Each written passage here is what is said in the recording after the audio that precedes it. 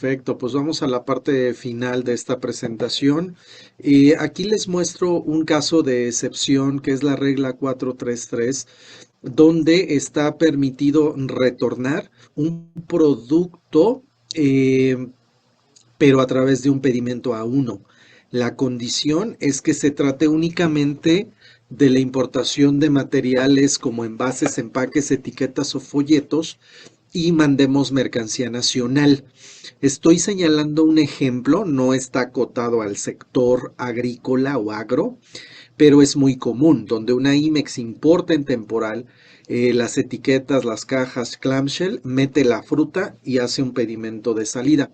En lugar de hacer un RT, porque si bien la caja le importa con IN, no hace un RT, hace un pedimento A1 y se tiene que declarar el identificador ED con complemento 8, ¿de acuerdo? Entonces, esto es muy importante, es un caso de excepción donde una IMEX no debe retornar con RT, retorna con una 1, ¿ok? Regla 433. Y les pregunto, ¿tiene que incluirse el identificador IM? Y la respuesta es sí, a pesar de ser una 1, se señala el pedimento con identificador IMEX. Reutilizables. Esta regla está pésimamente redactada desde toda la vida. Es la 4320. Permite la importación temporal de materiales que se utilizan para el transporte, el movimiento de mercancías. Le llaman reutilizables, pallets, contenedores, charolas, canastillas, dolix, racks, con el beneficio de que tanto a la entrada como a la salida se declare valor de $1. Y este valor no suma tanto al valor en aduana como al valor comercial, ¿ok? Entonces, aquí, ¿por qué digo que está muy mal redactada? Porque no es claro respecto a decir que si en un pedimento IN donde traigo la materia prima y vamos a suponer que viniera con unas canastillas y con unos racks, o sea, aparecieran dos partidas. Si yo tengo que declarar $1 por cada partida, o 50 centavos, 50 centavos, o $1 por pieza. La verdad es que no lo detalla.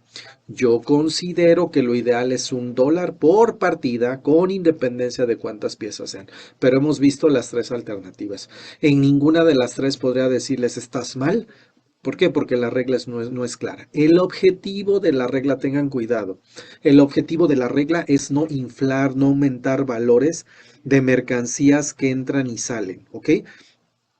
Que si yo importo un reutilizable a la entrada y lo retorno en la salida, ¿para qué le voy a poniendo el valor real de estos reutilizables cuando en realidad solo es para entrar y salir? ¿Okay? Ese es su objetivo, no inflar los valores, tanto a la entrada como a la salida.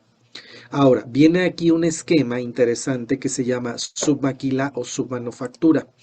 Alguien, Ricardo, preguntó, retomar lo comentado sobre regla octava, que solo es aplicable en OEA. Sí, regla 733, Ricardo, si la revisas, es un beneficio específico para OEA. Al estar en la regla 733, pues que se entiende que solo las OEAs lo pueden aplicar. ¿Ok?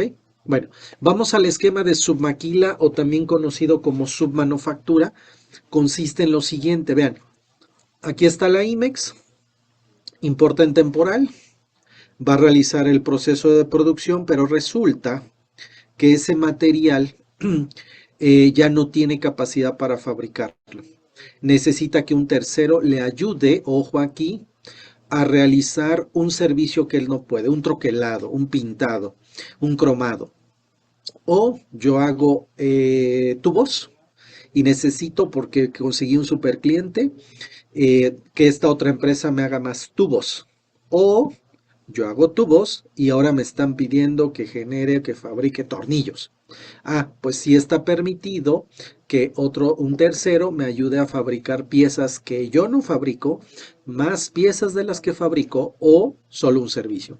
Pero, ¿se acuerdan que dijimos que me obliga que todo el material permanezca en los domicilios registrados?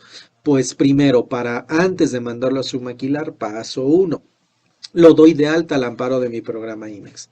Paso 2. Tengo que presentar un aviso mensual, ojo, dentro de los primeros 5 días hábiles del mes posterior, ahora por BUSEM, sobre lo que envié en el mes inmediato anterior. Y 3. Este submaquilador, que puede ser incluso persona física, me puede facturar a mí IMEX por sus servicios, evidentemente, a tasa 0% de IVA en la proporción en la que dichos materiales los retornó la empresa con programa IMEX. Entonces, primera obligación, lo doy de alta. Segunda obligación, presento un aviso mensual por en tercer beneficio u obligación, que esta empresa me pueda facturar a tasa cero, pero ¿cómo va a saber el submaquilador que lo que le mandé a fabricar yo lo retorné o lo exporté? No va a saberlo. Yo le tengo que dar un reporte semestral con base al anexo 1 regla SAT, o si soy una maquila, por lo general son las maquilas que en su reporte anual de IMEX presentan una cantidad del 100% de exportación, ya no le tengo que dar el reporte semestral. ¿Ok? Eso es la submaquila. Regla 3231, también nueva obligación. No vayas a dar de alta a una empresa que haya tenido IMEX en su momento y lo haya perdido por causal grave. Oye, ¿cómo vas a ver si voy a dar de alta un submaquilador que en su momento fue IMEX? Pues solicítale un escrito bajo protesta de decir verdad. Y si ya no vas a trabajar con esos submaquiladores, ¿qué pide economía? Dalos de baja. Dalos de baja. ¿Ok? Bueno, virtuales. Vamos a la parte de virtuales. Dice Luis, tengo para una RT, ¿se puede aplicar la regla 4320? De hecho, sí, Luis, la idea con la 4320 de reutilizables es que entre materia prima y en el RT mandes PT en el reutilizable. Entra con un rack, se va con un rack. Entra materia prima, sale producto terminado. Esa es la idea, Luis. Obviamente hay casos de excepción donde solo mando en un RT reutilizable, sí. Hay casos de excepción donde traigo un IN con solo reutilizables, sí. Esa no es la esencia. La esencia es materia prima con un rack, RT con un PT con el mismo rack. ¿Ok? Vamos a virtuales. En el tema de virtuales, ojo, 105, 112 de la ley. Primera disposición. La propiedad o el uso de lo que se importa en temporal, ojo, no puede ser objeto de transferencia o enajenación, excepto entre programas IMEX. Ojo, 112 se modificó con ley aduanera, pero el primer párrafo sigue igual. La IMEX que transfiere, ojo con las obligaciones de IGI, a otras empresas pueden pagar el IGI en la virtual. La IMEX 1, si debe un IGI, lo puede pagar en la virtual, salvo que la IMEX 2 diga, no te preocupes IMEX 1, yo te pago. Y presenta un escrito libre bajo protesta de decir, ¿verdad? Donde dice, yo me hago responsable. ¿Ok? Bueno, pero se adicionó este párrafo para decir que las personas que intervengan deben solicitar, proporcionar, conservar todo lo del 59 fracción quinta, expediente electrónico, y también desde que la mercancía entró hasta que se transfirió.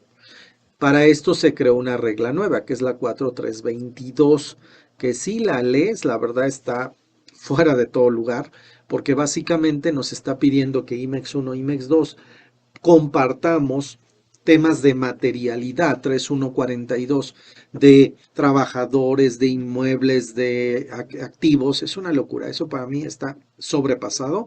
Yo considero que con un escrito donde te jure bajo protesta de decir verdad, que sí existo, que sí cuento con todo esto, va a ser más que suficiente. Pero bueno, 166 reglamento ley aduanera. Ahí se nos establece la primera restricción que mencionamos con una compañera. No se debe transferir mercancía en la misma condición, excepto que seas una IMEX de servicios. Plazo de permanencia, 6 meses para la IMEX 2, salvo que sea SOEA, salvo que se transfiera activo fijo. Por eso la importancia del identificador AF. Ojo, si es una virtual de lo que vamos a ver, que decíamos proveedor nacional, no aplican 6 meses, aplican 18 meses. Punto muy importante, señores. Artículo 52, porque esto sí nos ha generado muchos problemas en las virtuales por el IGI. Acuérdate, El obligado al pago del IGI está señalado en el 52 y dice, quien introduzca a territorio nacional, incluso cuando estén bajo un programa de diferimiento o de devolución de aranceles, incluso bajo ese supuesto, ¿ok? Tengan cuidado, señores, dice ahí, cuando se introduzcan, o quien introduzca, mejor dicho, es el obligado. Ajá, él es el obligado, ¿ok? El que introduce. Toda regla tiene excepción. Bueno, ahora, ¿por qué se llama virtual? Porque la mercancía no se presenta en la aduana, porque se exporta sin que la mercancía salga al extranjero, porque se importa sin que haya una entrada del extranjero y el pedimento, una vez pagado y validado, se entiende modulado. Es una modulación electrónica. Y hace un rato también decíamos, con un virtual yo puedo facturar a tasa 0% los productos y mi soporte será el B1, pedimento B1. Acreditar materialidad. Reglas 4321, ahora 4322 y 166 del reglamento ley aduanera. ¿Ok? Bueno. Hace un rato alguien comentaba sobre las RRNA, ¿se acuerdan de un tema de COFEPRIS? Y yo les dije, habría que revisar los acuerdos publicados en el 2020. Incluso yo aquí transcribí unos extractos porque también en estos acuerdos se precisó que en una operación virtual no tienes que cumplir con la regulación. Pues ¿por qué? Pues porque no hay una introducción. Y eso se precisó desde el 2020. Ahora, para saber si la operación virtual está bien hecha, es legalmente aplicable, mm, virtual B1, etcétera, necesitamos preguntarnos lo siguiente. ¿Quién enajena? ¿Quién recibe? Y el material está importado, es temporal, es definitivo, o es nacional. ¿Ok? Entonces es bien importante conocer estos esquemas. ¿Quién vende? ¿Quién recibe? Y lo que vamos a mandar es temporal, definitivo o incluso RFE. ¿Ok? Bueno, recuerden que desde el 2022, con una reforma al código, dice que toda exportación debe de ir un CFDI en toda exportación. Y eso viene en el 29 de código. Toda exportación debe de emitirse un CFDI. ¿Ok? Oye, pero yo estoy exportando y no enajeno. Ah, pues el código no distingue, dice. Exportación con enajenación, sin enajenación o incluso a título gratuito, tienes que sí o sí generar un CFDI. Entonces, ojo con exportar con proforma, señores, 29 código. Ahora, hay varias claves de pedimento. El más común, B1, pero hay B2 de cuentas aduaneras, B5 para el caso sobre todo de las OEAs, antes era AAA también, B6 cuando vienen de cupos, B7 de transferencias de productos del sector azucarero, ciertas fracciones, B9, transferencias por donación y BD. Obvio, el más común es B1. Ahora, muy importante, yo aquí te repito la submaquila porque hemos visto casos donde están realizando un proceso de submaquila disfrazado con virtuales y hacen una virtual para mandar a IMEX 2 y la IMEX 2 no va a comprar, solo va a recibir un material que lo va a someter a un proceso. ¿Por qué haces virtual? Para eso está la submaquila. Ah, es que aplico la 525 fracción 1. No, tu esquema es virtual. ¿Estás haciendo algo indebido? Pues no necesariamente, pero no es lo correcto. Tu operación es submaquila. ¿Para qué diablos te llenas de pedimentos, forma de pago 21 cuando aquí está el esquema? Submaquila. Pero bueno, vamos a las operaciones virtuales. Los esquemas están citados en dos reglas, 524 y 525. En la 524 vamos al primer esquema donde la IMEX 1 de la cual partimos es la bolita amarilla. Si la ves ahí dice, la IMEX importa temporalmente del extranjero. Ajá. O sea, tiene que haber una importación temporal, obviamente, ¿verdad? Pero, ojo, esta IMEX 1, vamos a suponer, realiza un proceso, ¿de acuerdo?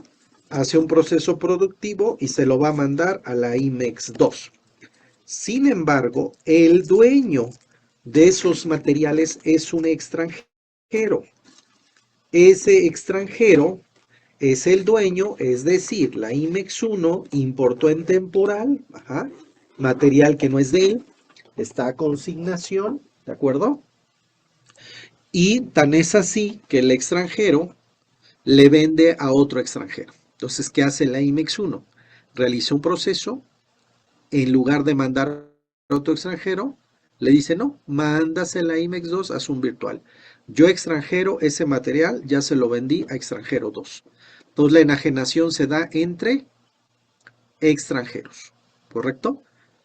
IMEX 1 importa en temporal, solo transfiere a IMEX 2, la venta se da aquí arriba. Siguiente esquema, importa en temporal, bolita amarilla, pero le enajeno a un extranjero, pero le entrego a IMEX. Ojo, aquí yo importé en temporal, yo soy dueño y tan soy dueño que le enajeno a un extranjero y le entrego a IMEX 2. En este esquema, ¿verdad? Ya la IMEX enajena. En el esquema anterior, la IMEX 1 solo transfiere, no enajena. La enajenación, reitero, se da arriba. ¿Vamos bien? Esquema derogado, vean, desde hace más de 10 años.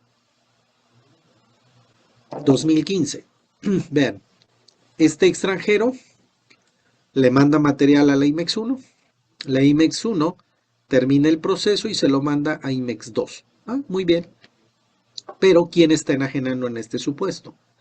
Un extranjero le vende a la IMEX 2. En las primeras láminas de esta presentación, en los planes de fiscalización, hacía la referencia a que la autoridad quiere fiscalizar también las retenciones de IVA.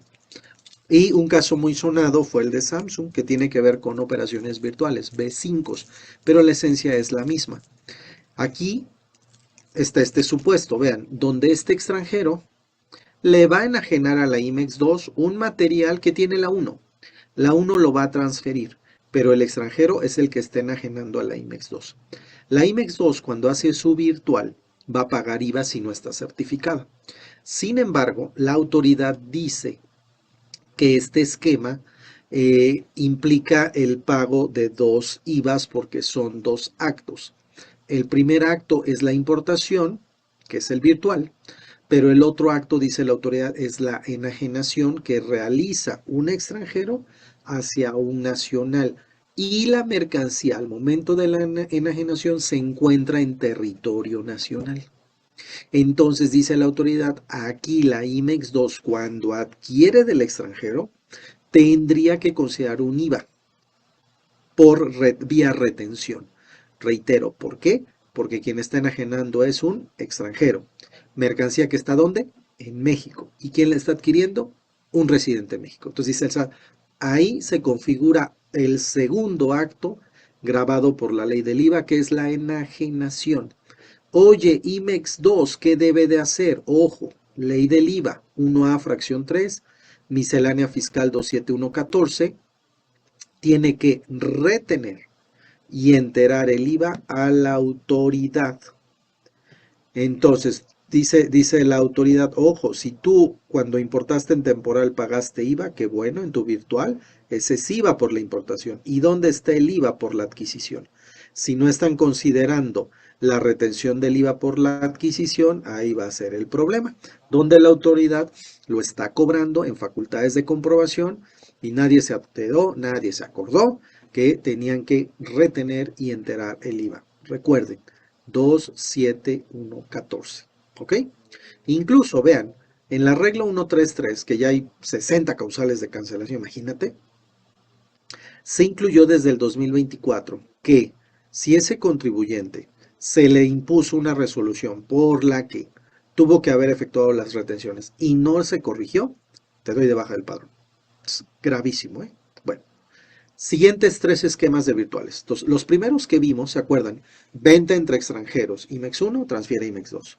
Segundo esquema. IMEX 1 le vende a un extranjero y le entrega a IMEX 2. Tercer esquema derogado. El que esté derogado no quiere decir que no se pueda usar. Solo se derogó para efectos de recordarte que si lo haces, tienes una obligación fiscal respecto al IVA. Extranjero le vende a IMEX 2. La IMEX 1 solo transfiere. ¿Ok? Aquí está el primero, 525, donde está permitido que la IMEX 1 le transfiera y le incluso le enajene a la IMEX 2. Aquí sí está permitido. IMEX 1 le pueda vender a IMEX 2. Venta entre dos IMEX. Es el único caso. En todos los demás está interviniendo un extranjero. Siguiente, proveedor nacional, ya lo habíamos visto, donde este proveedor nacional tiene mercancía nacional o la importó en definitiva, le debe facturar a un extranjero y le entrega una IMEX o una armadora de vehículos o una RF. ¿Ok? ¿Quién le factura a quién? Ese proveedor a un extranjero. ¿A quién le debe entregar? A la IMEX. Ahora, muy importante la diferencia de identificadores. ¿Por qué? Porque este esquema que estoy mostrando es el que comúnmente utiliza una empresa que no tiene IMEX todavía. Entonces, de cuenta, se instaló en México, está operando así. Todo lo traigo en definitiva, factura extranjero y entrego una IMEX. Perfecto. Hago virtuales, adelante. ¿A qué tasa de IVA? 0%. Bueno, consigo el IMEX. Y ahora, checa, voy a seguir facturando extranjero y entregando una IMEX. Solo que ahora con mi IMEX ya importé temporalmente el material. Entonces, si importo en temporal y facturo a extranjero y entrego a IMEX, ya la regla no es la 525, es la 524 fracción 2. Y recuerda que en los CFDIs se tiene que incluir algo que se llama leyenda fiscal. Y entonces en la leyenda fiscal, que es esta, yo voy a poner 526 en la norma, disposición fiscal, reglas generales de comercio y la leyenda. Ojo con el texto. El texto debe indicar, esta operación se realiza de conformidad con la regla 524, fracción 2, ejemplo, de las reglas generales de comercio exterior vigentes, no le pongas el año para que no se te olvide renovar año con año, y se ponen los datos de las dos empresas, la que transfiere y la que recibe. Oye, ¿qué pasa si soy proveedor nacional? Ah, pues la 525 fracción 2, pero no vas a poner el número de IMEX porque no eres IMEX. Ah, y ya. ¿Cuál es el error? Que ponen 524, 525, 526, 4321. No, no, no. Es 524 y su fracción, 525 y su fracción. Bueno, regreso. ¿Por qué es tan importante esto? Porque cuando yo no tengo IMEX, factura extranjero y entrego una IMEX, es 525 fracción 2, es decir, este esquema de tu lado izquierdo, este. Error común. Tengo IMEX, le mandas el oficio a tu agente aduanal y el agente aduanal no es adivino. Él va a decir, ah, pues si ya eres IMEX, pues ahora ya vamos a usar las 524 y le ponen en el virtual el número de IMEX, PTST, todo. Pues no, porque estás de acuerdo que yo todavía pude haber tenido inventario de lo que traje en definitiva. Y entonces cuando yo hago un virtual bajo proveedor nacional se llama exportación. Cuando hago el virtual con las 524 que algo traje en temporal, es retorno. Es muy diferente exportar, retornar. Entonces sean muy cuidadosos si vamos a hacer la transición de proveedor nacional a IMEX. No es en automático. Yo puedo seguir usando inventario de lo que traía en definitivo y voy a tener que seguir haciendo mi virtual como proveedor nacional hasta que me acabe el inventario y mande a llamar inventario temporal. Tengan mucho cuidado con eso, la importancia de los identificadores y el momento en el que se deben de usar. ¿Ok? Y el último esquema, donde un RF, ojo, le debe enajenar a una empresa IMEX o a una armadora de vehículos. Ojo, eso es bajo el RFE, donde sí o sí se tiene que facturar a un extranjero, perdón, directamente del RFE a la empresa con programa IMEX o armadora de vehículos. Formalidades 4, 3, 21 y 166. Ya lo habíamos dicho, que el pedimento se entiende modulado una vez pagado y validado, pero ¿cuándo se debe de aperturar? Tengan cuidado aquí. La regla dice, al efectuar la primer transferencia, no habla cuando factures, no, transfieres. Aquí la materialidad tiene que ver con la salida del almacén. Ojo, Lo puedo aperturar porque puede ser consolidado al inicio de la semana, al inicio del mes, sí, también eso está permitido. Ya dijimos que hay que incluir leyendas fiscales. También, ojo, cuando se cierra, el pedimento se cierra, como es, vamos a suponer, un virtual, consolidado semanal o mensual, puede ser dentro de la siguiente semana, en el caso de mensual, o si es mensual, perdón, si era semanal, la siguiente semana. Si es mensual, dentro de los primeros 10 días hábiles del mes posterior. Si es OEA, 20 días. Ujú. Ojo. Entonces, identificadores. B1, PT, ST. ¿Y qué pasa si el envío de la mercancía y se nos olvidó hacer el virtual? Nunca le dije a mi agente banal, ni la IMEX 1 ni la IMEX 2. Pues yo tengo contrabando, a mí que transferí me pueden cancelar el IMEX. Es un desastre. ¿Puedo hacer el virtual extemporáneo? La respuesta es sí, siempre y cuando no hayan pasado más de 6 meses de la transferencia. Segunda condición, no estés en auditoría. Tercer, que no haya vencido el plazo. Y hay que pagar una multa. Se acabó. Si no cumples con todo esto, se va a entender no retornado o no exportada la mercancía. Imagínate. Se tiene que acreditar la materialidad y entonces por eso se establecieron que se tiene que demostrar que se está enviando mercancía en un vehículo y que no excede del peso establecido por la norma 012 de la Secretaría de Comunicaciones y Transportes. Si somos dos IMEX certificadas, se puede demostrar el envío a través de montacargas, bandas transportadoras, robots, si la distancia entre las dos no implica que sea necesario un transporte carretero o ferroviario. Eh, y por último, esto, fundamental. Yo te diría, si bien el anexo 22 dice que en los virtuales no es obligatorio incluir el Incoterm, yo te diría sí transmítelo, porque con esto podemos delimitar responsabilidades de la IMEX 1 a la IMEX 2. Porque recuerda que en una operación virtual yo tengo que demostrar que la mercancía salió de mi almacén, que la recibió la IMEX 2 y los pagos de los transportes. ¿Quién pagó el transporte? Si yo en el virtual le pongo Incoterm Xworks, ¿estás de acuerdo que el transporte lo tiene que asumir la IMEX 2, no yo? Entonces, si yo dejo el Incoterm vacío, lo que ha estado pasando es que en una auditoría hacia mí, que soy la IMEX 1, amplían la revisión a la IMEX 2. Amplían la revisión a la IMEX 12. ¿Por qué? Pues para garantizar, ¿verdad? Lo que diga la 1, confirmarlo con la 2. Entonces, señores, si es posible, mejor, por favor, seamos claros en el Incoterm y indiquemos cuál estamos usando. Los documentos de salida, documentos de recepción, pagos de transporte, bitácoras y el transporte propio. Todo eso mételo al expediente. No te esperes, no te confíes que te llegue una auditoría y te va a dar tiempo. No, mételo en el expediente de una vez, aunque sea muy costoso. El tenerlo ahí es lo mejor. Va a ser más costoso que te desconozcan los retornos. Recomendación.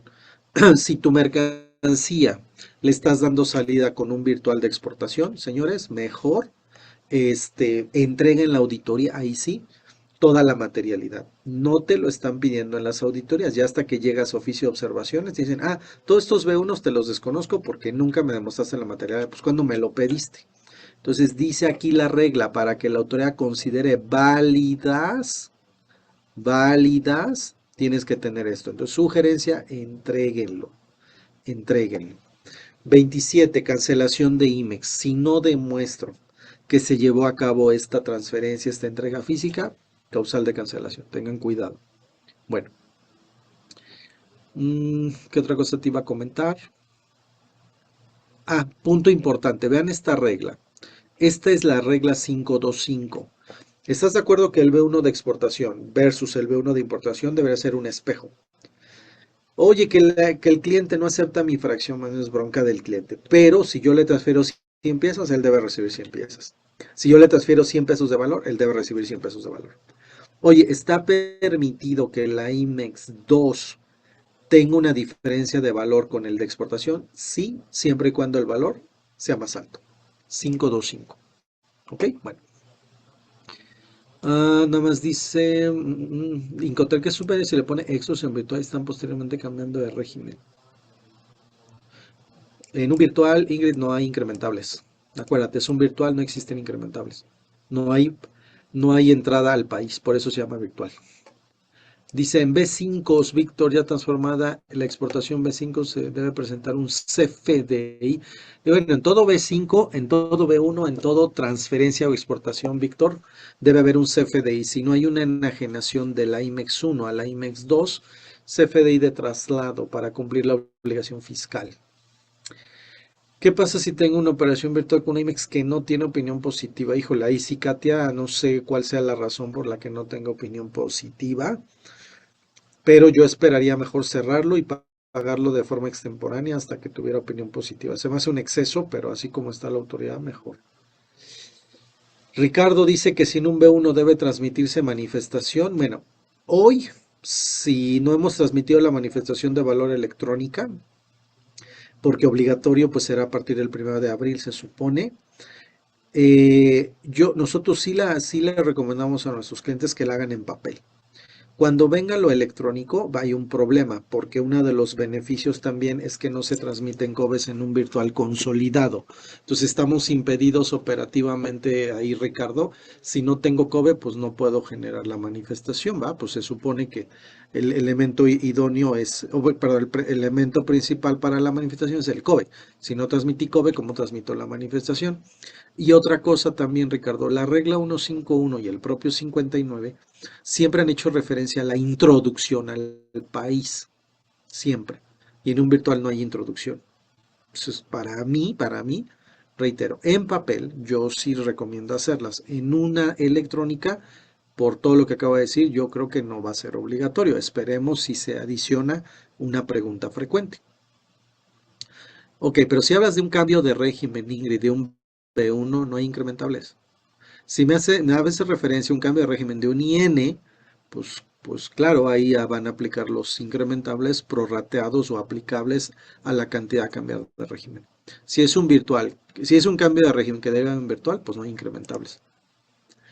Eh, bueno, ya habíamos comentado esto, ya hemos comentado leyendas fiscales y ojo, devoluciones 527. Yo hice un virtual.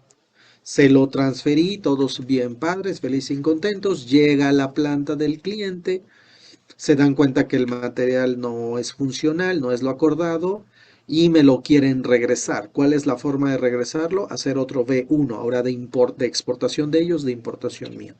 Si esto derivó de un proveedor nacional que no tiene IMEX, pues no podría ser un B1. Entonces haríamos un K1. Ahora sí, esto lo vamos a ver enseguida, ¿eh? Vamos a esto. CTMs.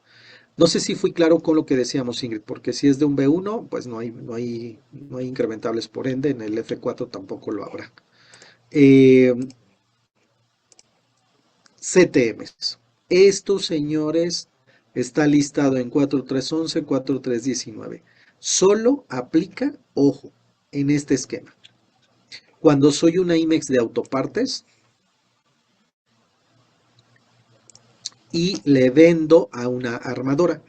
Algún compañero ya había preguntado. Aquí está el esquema. Yo soy IMEX de autopartes, le facturo a tasa 16% mis autopartes a la armadora. La armadora, al no aceptar virtuales, me va a entregar una CTM mensual, a más tardar el último día hábil del mes. En donde, por 3 apartados, ojo, me va a indicar qué uso le dio. Entonces se va a dividir así. Apartado A quiere decir que se quedó en México. Yo, IMEX, tengo que cambiar de régimen, dijimos 15 días hábiles. Apartado B. La mercancía se retornó a países distintos de los que ven ahí los 4 tratados. Apartado C. Si se envió a esos tratados. Si debe SIGI, págalo con un B4. Oye, ¿en cuánto tiempo? 60 días naturales. Entonces, también cuando yo le vendo a la armadora, recuerden, tengo que incluir en mi CFDI leyenda fiscal, regla 4311. ¿Ok? Bueno, entonces ahí están los tres apartados. A, cambio de régimen. B, no hago nada. C, si debo IGI, habría que pagarlo. Bueno, otra cosa importante. Esto, la verdad, es un tema fundamental. Números de parte.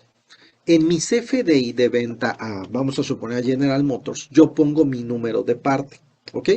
Yo pongo mi número de parte. En este CFDI, yo declaro que efectivamente este material yo se lo estoy vendiendo a la armadora y la armadora me va a regresar una CTM.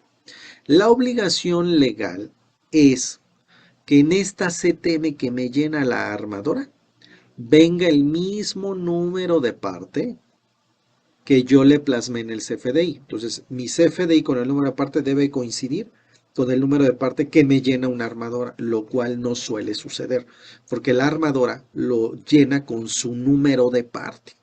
Y entonces las multas más altas que hemos visto para IMEX tienen que ver con el desconocimiento de todas las CTMs, todas, por los números de parte. Entonces, recomendación. Antes te aceptaban que aparecieran un número de parte en mi CFDI, un número de parte en la CTM y le entregaba yo una tablita de equivalencia y le decía, mire, este corresponde a este. Ya no. Entonces, ¿qué pueden hacer? Desde mi CFDI de venta, pongo el mío y el de abajo mi cliente de armadora. O que la CTM que me llena mi cliente ponga su número aparte y abajo el mío. Solo así, ¿eh? Si no, bye, te los van a desconocer. Y checa, va a haber un ajuste anual. Esto también es una lata. Porque imagínate, una vez que me da la CTM, a mí me obliga, dispara o detona todo lo que yo tengo que hacer posterior a recibir la CTM en materia de IMEX. Además, tengo que hacer un ajuste anual. Este ajuste anual es por armadora a la que yo le venda, ¿eh? Y lo tengo que hacer a más tardar el mes de mayo. A más tardar el mes de mayo tengo que hacer mi ajuste anual. ¿Qué voy a incluir ahí? Bueno, primero voy a hacer, vamos a suponer ahorita que estamos en 2026. Primer dato, ¿cuánto le vendiste a la armadora en 2025? 100 piezas. ¿Cuánto ya te dio de CTMs en ese ejercicio? No, pues 60. Ah, pues ¿cuántas piezas debería de tener en su inventario la armadora? No, pues 40, ¿verdad? Ese inventario me lo tiene que dar a más tardar en marzo, la armadora. Y entonces, ¿yo qué hago? Ok, yo le vendí 100 piezas. ¿Cuánto ya me dio en CTM? 60. Pero resulta que en su inventario dice, pues yo nada más tengo 10 aquí. Oye, ¿y las otras piezas? Pues no sé. Entonces imagínate, todas esas piezas que desaparecieron, que quién sabe dónde quedaron, me obliga a mí a cambiarlas de régimen. Porque no voy a poder nunca darle salida, porque dice la armadora que solo tiene 10 cuando debe de tener 30. Entonces esas 20 que se perdieron, yo IMEX las tengo que cambiar de régimen y eso se llama ajuste anual. 4314. Es una lata las CTMs. Y ojo, ojo, apúntate esta regla si alguien de aquí es una Tier 1 y recibe CTMs. 4316, acuérdate. Esta regla me obliga a mi IMEX a llevar un registro automatizado donde pueda vincular los números de parte o partes y componentes que están en las CTMs ligadas a los CFDIs con base alimentaria. Entonces, ¿esto a qué me obliga? A que yo tenga que capturar en mi anexo 24 no solo las CTM, sino también los CFDIs. Y esto lo están pidiendo en las auditorías.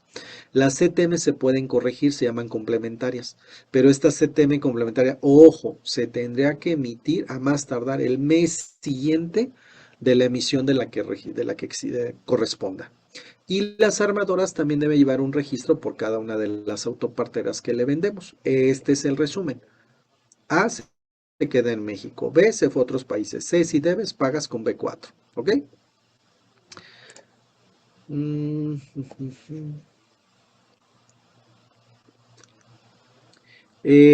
Los identificadores ST y DT, Ricardo, se declaran cuando el producto se manda a TEMEC para indicar si debes o no debes. Ahorita lo vamos a comentar. Esto va en los virtuales y va en los RTs, Ricardo.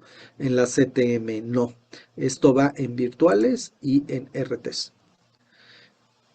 Bueno, otra disposición, reparación, mantenimiento. Imagínate, importa en temporal una máquina. Está con AF, temporalidad indefinida, ¿correcto? Bueno, pero resulta que esta máquina la tengo que enviar a reparar. Y yo estoy en Ciudad de México y el que me la puede reparar está en San Luis Potosí.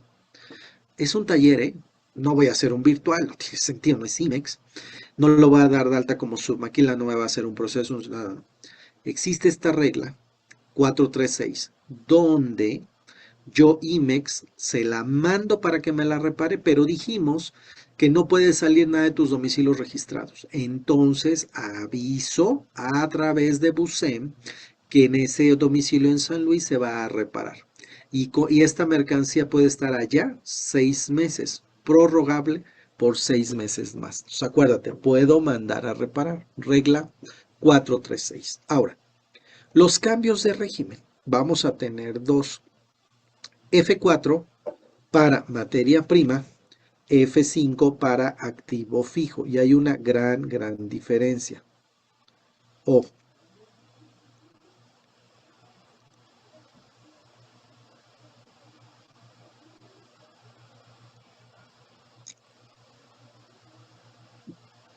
vamos a este caso.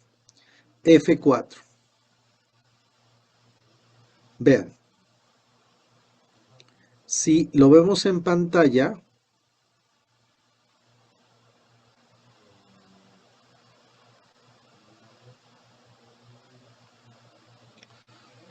en el F4 es materia prima. Puedo aplicar preferencias, no se presenta la mercancía en la aduana, no es necesario transmitir bloque de descargo relacionado con el pedimento. F5, ¿cuál es la gran diferencia? Esto es para maquinaria y ojo, se puede aplicar a valor depreciado. 34 y 35 de ISR. ¿Estás de acuerdo que las máquinas, los equipos, etcétera, con base a estos artículos van reduciendo su valor por el paso del tiempo? Ah, pues está permitido que si yo traje un activo hace 14 años, hoy lo quiera cambiar de régimen a valor depreciado. Hoy ya puede valer cero. Adelante. Pero ojo, esto entendemos que es aplicable pues cuando eres dueño, cuando estás registrado en tus libros. Si no eres dueño, ¿cómo diablos lo andas depreciando? ¿De acuerdo? Entonces, mucho cuidado ahí para el F5 de activos fijos. Bueno, regularización.